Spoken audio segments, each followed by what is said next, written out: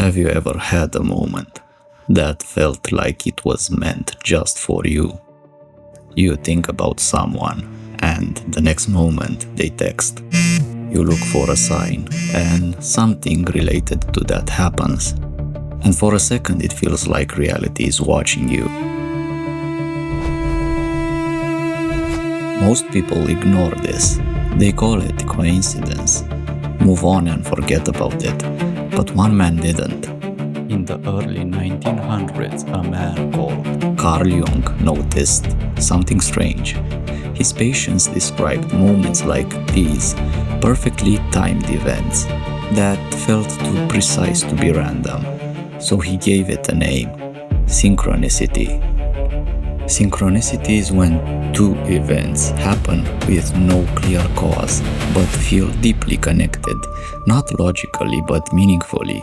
Not this caused that, but rather this happened exactly when it needed to. Jung once had a patient who was very rational and closed off. She told him about a dream one day, about a golden scarab, and at that exact moment something hit the window and Jung opened it.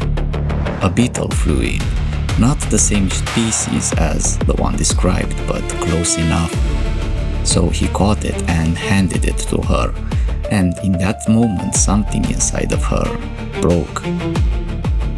Jung didn't see that as random. He thought these moments appear when your mind reaches a limit and something deeper takes over then.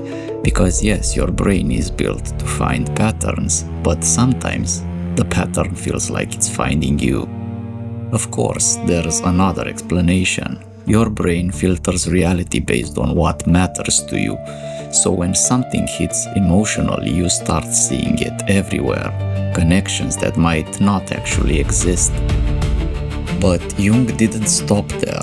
He spent years trying to understand why this happens, and at one point he worked with a physicist, Wolfgang Pauli.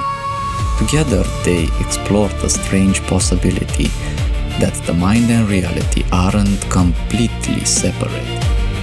Jung believed that beneath everything, thoughts, events and symbols, there might be a deeper layer, a hidden order where inner experiences and outer events can align.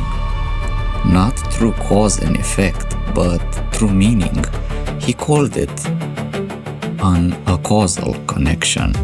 A connection that doesn't explain how things happen, but makes you question why they happen to you. So then explain this. Why do these moments feel different from everything else? I'm sure you have experienced one. Why do they feel so personal? Why do they show up when you are lost, confused or searching? Why does it feel like reality is responding to you? Jung didn't call it magic, he called it meaning. Maybe it's just your brain, maybe it's randomness, or maybe you're not as separate from reality as you think. So next time it happens, don't chase it, but don't ignore it either. Just pause, because the strangest part isn't that it happened, it's that deep down you felt it before it did.